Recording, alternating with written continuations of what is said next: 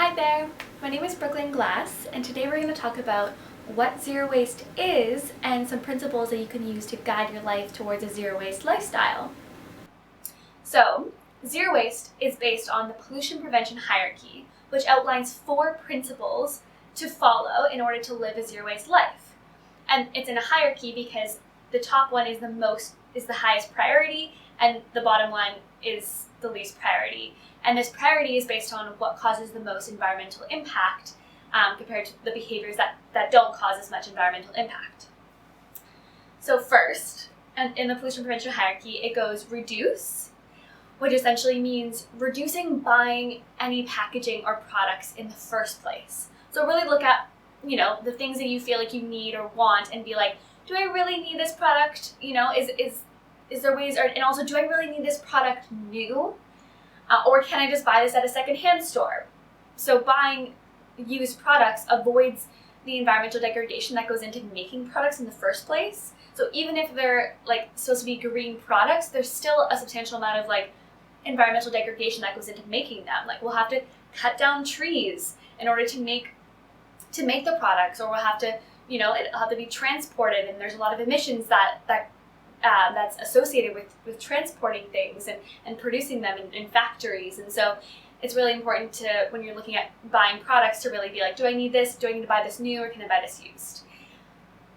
And also when it comes to reducing the amount of packaging you buy, there's various options when you go to the store to buy things with packaging or without packaging. And there's ways to do that I'll talk about later, that you can just reduce or eliminate the packaging that you use in the first place. So I'll talk about that more in a little bit. But the second thing on the pollution prevention hierarchy is reuse.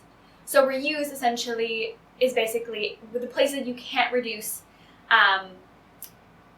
you essentially reuse the things that you already have.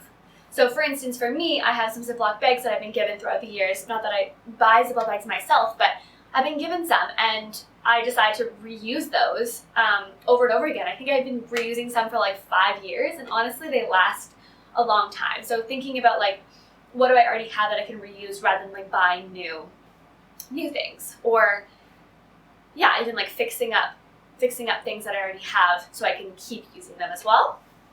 And then the next thing on the pollution prevention hierarchy, so it's reduce, reuse, recycle. So recycle obviously means putting in your blue box bin.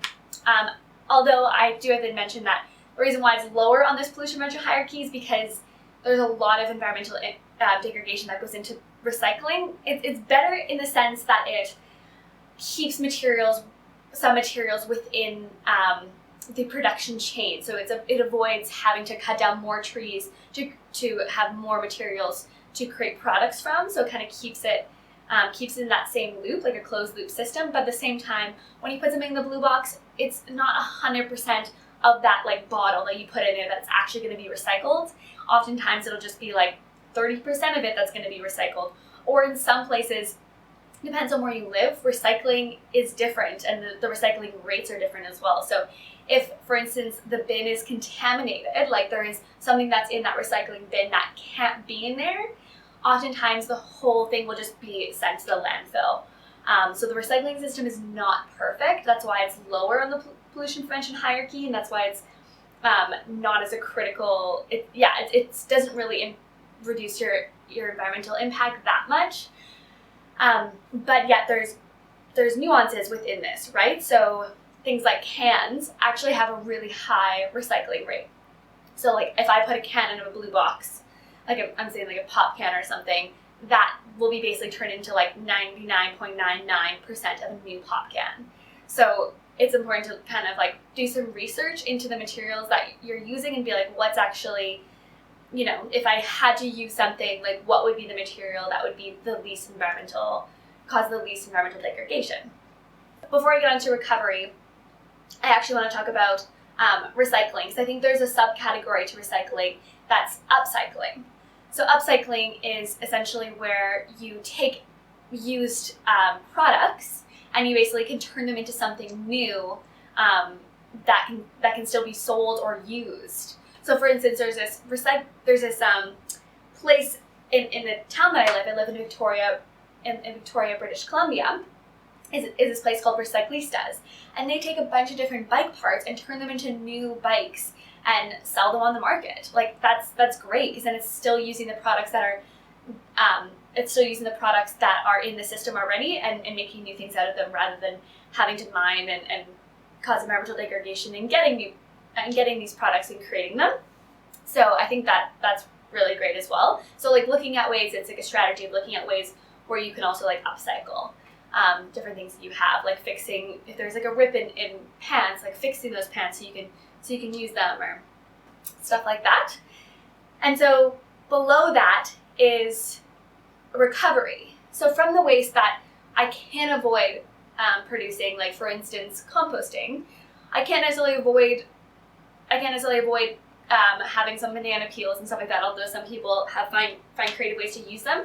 You can still recover resources from these materials. So for me, I put my banana peels and all my kitchen scraps into my compost bin, and then I'm able to make compost out of it that can feed my garden beds. So that's a way to like recover. Another example is rather than it being the consumer, it's like sometimes the landfill's responsibility to recover.